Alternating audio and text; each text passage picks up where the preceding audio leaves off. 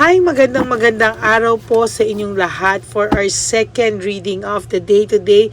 Tingnan naman po natin kung ano po ang makikita natin sa second reading of the day. Yan.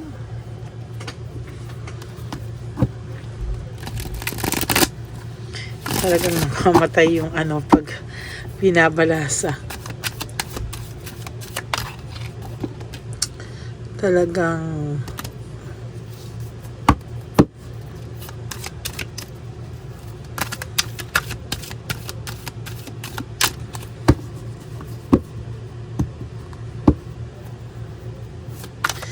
okay. One last.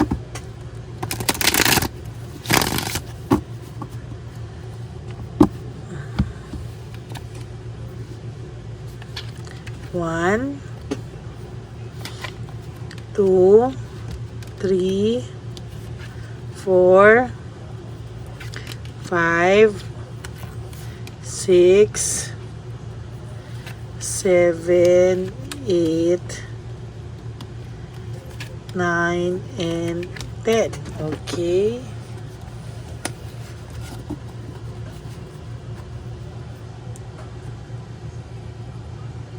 Tingnan naman po natin itong Love Oracle.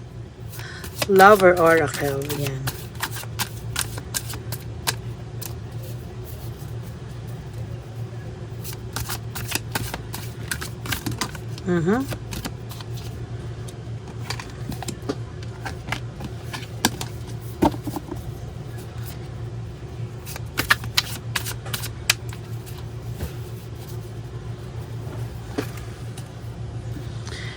Pili po tayo ng 10.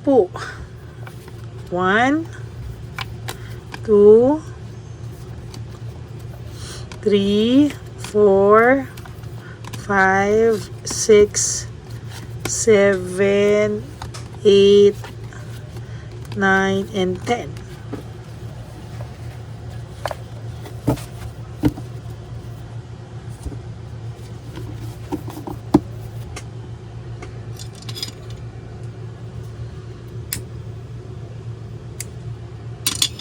Okay. Yan. Tingnan po natin kung ano naman ang makikita natin sa second reading of the day today.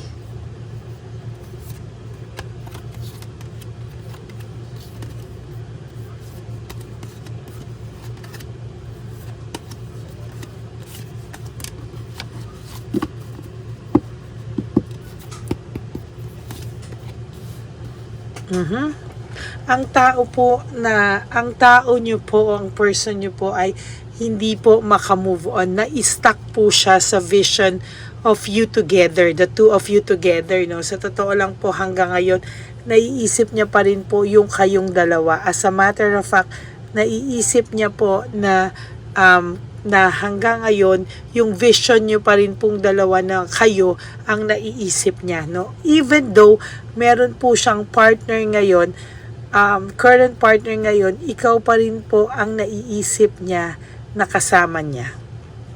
Or maybe, hinahanap-hanap ka po niya sa current partner niya ngayon. Yun lang. Bakit kasi nasa harap mo na, hindi mo pa inano, yan, no?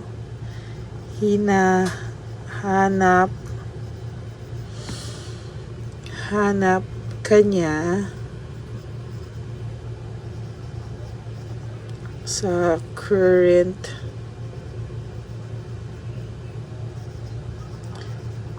partner niya ngayon. Hinahanap ka po niya, no, sa current partner niya ngayon, pero hindi ka po niya mahanap-hanap sa current partner niya. Why? Kasi iisa ka lang po, no? Iisa ka lang po, and as a matter of fact, kayo lang po talaga ang may ganyan. Each and every one of us has a unique personality na hindi ka po niya makukumpara sa kahit sino, no? O makikita sa kahit sino.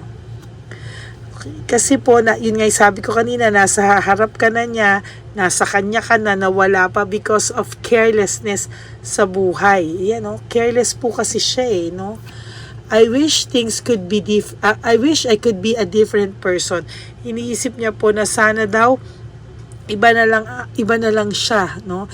Hindi na lang siya yung ganitong klase na ayan, no, dahil po sa lahat po ng mga nagawa niya ay nasira po kayo. So sabi niya, sana hindi ka na lang niya niloko, sana ibang tao na lang siya na hindi niya nagawa yung mga ganitong yung mga ganito sa sayo, no?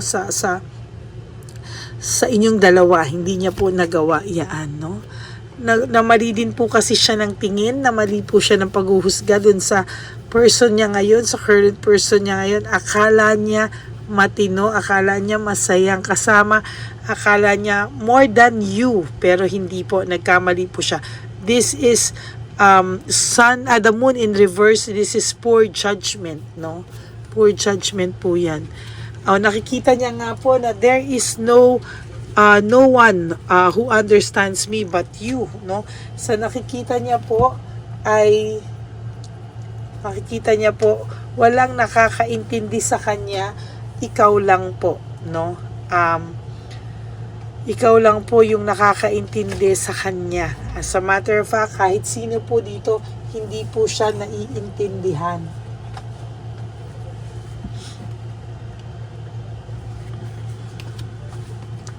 Masiyahin ka daw po kasi naging masaya din po siya sa'yo. As a matter of fact, talagang nakita niya po yung saya niya sa'yo, no? Hindi ka po niya makita, no? Makita kahit sino po ang i-date niya, hindi ka po niya makita. Hinahanap ka po niya sa ibang tao, hinahanap ka po niya sa partner niya ngayon, pero sabi niya po, iba ka daw pala talaga. No? I am better with my mind than in my heart. Ngayon po, nilalabanan na lang po niya yung nilalabanan niya na lang po yung kanyang puso, no, na wag po siyang madala. Sa totoo lang po, ang taong ito po ngayon talaga ay gustong-gusto niya po talagang gustong-gusto ka po niyang makita, gustong-gusto ka po niyang kausapin. Pero sad to say po, hindi ka po niya malapitan. Hindi ka po niya malapitan, hindi ka po niya paano ko ba sasabihin? Hindi ka niya ma-win back ngayon, ano? Kasi nga po, nahihirapan po ang taong ito na paano ko ba i-explain, no? Nahihirapan po siyang labanan yung pakiramdam niya. Nahihirapan po siya na ipakita sa'yo na pwede ba tayo na lang ulit. Ayan, may pagkabasya, no? May pagkabasya siya ngayon. Sayang kasi tama naman nandoon ka na dati sa kanya, nandun ka na dun sa moment na masaya na sana kayong dalawa, pero hindi niya po pinahalagahan, ano? Hindi niya po kayo binigyan ng chance dalawa, no? Hindi kasi niya iningatan. Doon ako pikon na pikon sa kanya. Hindi niya iningatan kung ano man yung meron kayo, no? Pilit niyang nilabanan pilit niya talagang, ang masaklap doon po talaga, ang pinakamasaklap sa nakita ko dito is somehow trinay naman po niya talaga na trinay niya po na lumapit sa iyo. Trinay niya po talagang makipag-usap sa iyo, pero sad to say po hindi niya po kinaya. Hiyang-hiya po siya sa iyo. At sa masasabi ko po talaga, parang hindi niya po kayang ibaba sa ngayon. Talagang hirap na hirap po ang taong ito. Ibaba po, kaya hinanap ka na lang po niya sa iba. Baka naman daw makahanap pa siya ng iba, pero hindi po siya nagwagi sa hindi po siya nagwagi na humanap ng iba na katulad mo, kasi totoo lang po, wala pong mahahanap na katulad mo, no? Nag-iisa ka po talaga, and lahat naman po tayo is nag-iisa po tayo in our own unique way. Ayan, no? Hindi po pwedeng ihantulad, no? ikaw sa ibang tao, ganun din po siya. At kahit sino sa atin, iba talaga tayo, very very unique tayo, pero nagkamali po kasi siya ng judgment sa'yo, no? Akala niya po makukuha ka po niya makikita ka niya, mahahanap ka niya sa ibang tao, na makakahanap din po siya ng higit sa'yo. Ang pangit lang po is hindi ka niya nakita sa iba, hindi niya nakita na akala niya po magiging masaya siya sa iba, pero ikaw rin pala yung makakapagpasaya pa rin sa kanya, no? Pero ngayon, yan, too late the hero. Why? Kasi wala ka na sa buhay niya, no? Wala ka na sa buhay niya, wala ka na sa kanya. Doon pa lang siya nagsisimulang, actually nasaktan din to, no? For some of you, meron kayong mga ex dito na niloko din sila ng mga tiyabilitang palaka nila, no? Niloko din po sila ng mga tiyabilitang palaka nila, and I think deserve po nila yan, no? Deserve po nilang maloko yan, no?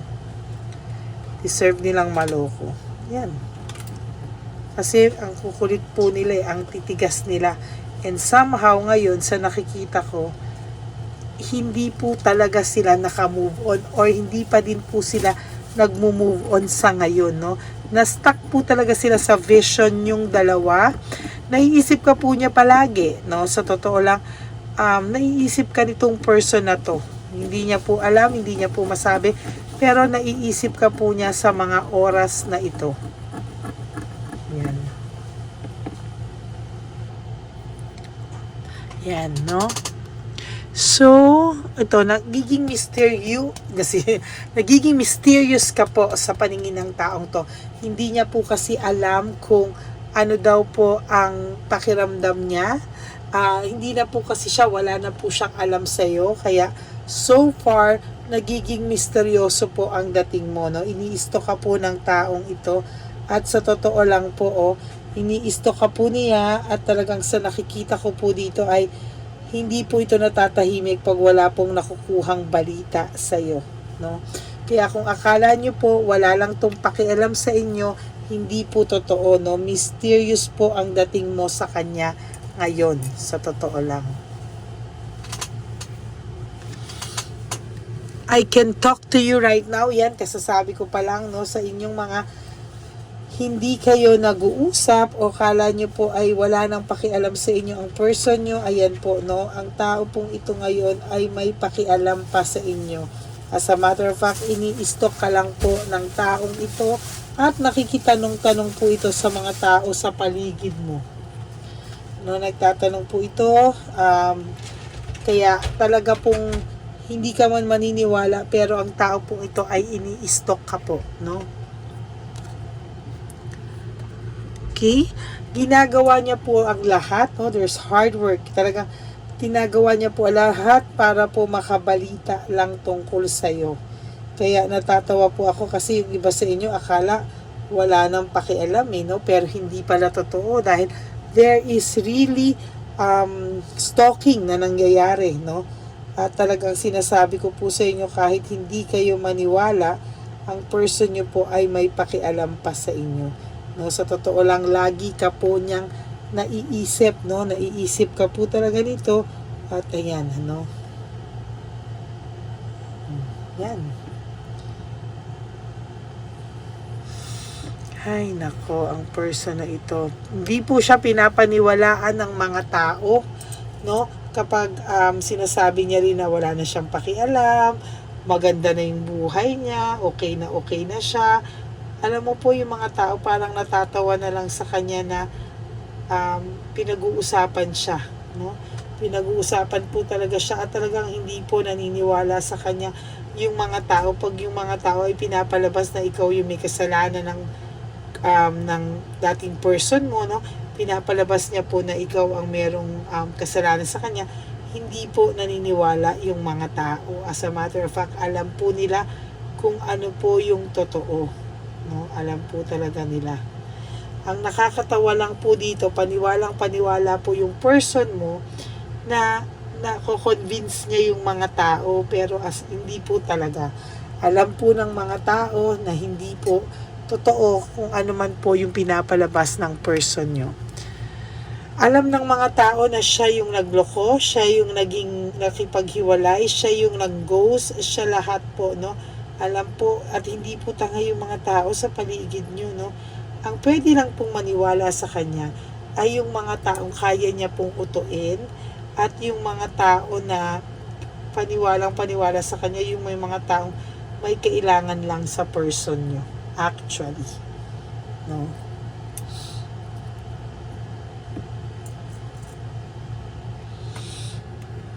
I wish I could understand you. Sana daw po inintindi ka na lang niya. At sana daw po ay bago siya gumawa ng aksyon ay pinilit niya munang intindihin yung mga bagay-bagay, yung mga consequences na pwedeng mangyari. Kasi sa totoo lang po, ang ginawa niya po is, ayan, no, inayos niya muna po lahat dapat, no, bago po siya nagdesisyon. Hindi po siya nag-isip sa consequences na pwede pong mangyari, no. Ayan, no, nagkagulo pa po, no, nagkaroon ng mga hindi inaasahang pangyayari. Natatakot din po itong taong to na maging alone siya balang araw. Natatakot din po ang taong ito o ang person na ito, ayan, no, na siya na lang po ang mag-isa balang araw, no. Natatakot po siyang maiwanan siya kasi feeling niya po, ikaw pa rin po talaga yung nag-alaga sa kanya. Sabi ko nga po sa iyo, no, iniisip ka po nito, no, inahanap-hanap ka po niya sa ibang tao. So ang pakiramdam niya po ay wala na pong gagawa sa kanya ng mga ginawa mo sa kanya. No, wala na pong pwedeng gumawa sa kanya niyan, sa totoo lang. Natatakot po siyang mag-isa. Kaya po ngayon, hanggang hindi niya po sure kung ano po ang pwedeng mangyari sa inyo, kahit na stuck po siya sa iyo, hindi niya po mabitawan, ano? Hindi niya po mabitawan yung person ngayon kasi ang pakiramdam niya, baka maiwanan siya, no? Baka maiwanan siyang mag-isa, na makarmahin siya, no? Mag-isa na lang siya. Kaya sa totoo lang po, ayan, no, pinipilit niya pong labanan lahat, no? Pinipilit niya pong tiisin, no? Parang ayaw niya pong bumitaw dun sa current niya kasi natatakot siya na baka mag-isa na lang siya sa mga susunod na panahon. Makulit po kasi siya, oh. Ngayon, yan po yung pakiramdam niya, oh. Give up po siya sa mga bagay-bagay sa mga panahon ngayon, no? Give up po siya, ayaw niya pong masaktan, ayaw niya pong harapin, no? Parang gusto na lang po niyang i-give up na lang kung ano daw po yung meron siya sa ngayon. I-give up yung parang feeling na gusto kanyang makausap. Gusto na lang muna po niyang i-give up yon sa ngayon kasi wala po talaga siyang mukhang maiharap sa'yo. Pakiramdam niya po ang lungkot-lungkot niya. Pakiramdam niya po ay bibigay siya anytime, kaya nilalabanan niya po. Sa totoo lang, gusto po nitong isipin na wala na lang lahat, no? Okay na lang lahat, magmo-move on na lang lahat, pero hindi po siya makapag-move on sa totoo lang. Ayan, no? Hindi po siya makapag-move on sa lahat, oh. Siya po ang na-stuck, no? As a matter of fact, ikaw medyo okay ka na. Siya po ang na-stuck sa totoo lang. Siya po yung hindi maka-let go kahit siya pa yung meron sa ngayon, ano? Mahal ka pa rin po kasi ng taong ito, matigas lang po talaga siya, no? Hindi niya po kakayanin, no? Matigas lang po talaga siya. Ay, bakit mga taong ganyan ang titigas, no? Sabi niya pa po, siya pa daw ang nasaktan. Di wow, sige. Siya pa daw ang nasaktan. Siya pa daw ang hindi makapaniwala na nasaktan siya. Nakakatawa lang po, no? Kasi after everything na briname niya sa'yo, parang ang pakiramdam niya pa po, ikaw pa ang may kasalanan. Pakiramdam niya po, ikaw pa yung merong atraso sa kanya, no? Which is, hindi naman po talaga. Hi, boredom. Ngayon, kakaroon na po siya ng boredom. Sa tao po niya ngayon, nakakaramdam po siya ng boredom sa bagong person sa buhay niya ngayon, no? Ang hindi po maganda dito, ang bilis-bilis niya pong na-bored dun sa bago niya, no? Akala niya po nung una, ito na, huli ko, yan, ito na talaga, sure na ako, ito na siya, pero anong nangyari? O, ilang ano pa lang po, nakakaramdam na siya ng boredom, pero hindi niya po magawang iwanan pa dahil siya ay mapapaya. Siya po kasi yung lalabas na talagang may kasalanan na. And siya na po yung lalabas na may kasalanan sa lahat, no? Kasi pinalalabas niya nga po na ikaw ang may kasalanan. So, ngayon, malulungkot siya dahil pag naghiwalay sila, ang malalaman po talaga lalo ng tao na ang may tanging talagang may problema ay siya. No? Ay, nako. Bakit ganyan? Yan ang problema, no? Tatakot siya, nirelease niya yung happiness niya. Why? Kasi ang pakiramdam niya po ay siya yung masisira. I'm obsessed with you, oh. Obsessed pa rin po ito talaga sa inyo. No? Yung thoughts niya, yung thinking niya ngayon ay obsessed, no? Sa totoo lang, obsessed po siya sa inyo talaga sa ngayon. Makibalita, maghanap ng kung ano man, no? Talaga pong nahihirapan siya, hindi po siya makapag-move on. Talagang ang pakiramdam po nito ay kailangan po niyang makabalita sa iyo, for whatever it takes, kailangan po may balita siyang makuha sa iyo. And for your last card, ayan ang sinasabi ng title natin. Hinahanap-hanap niya po kung ano yung teamwork nyo, yung collaboration nyo nung kayo pa. Ayan, no? Talagang hinahanap niya po how you support him or her. Ayan, no? Ay, nako. Ayan po, no? Hinahanap-hanap ka po niya talaga sa ngayon, no?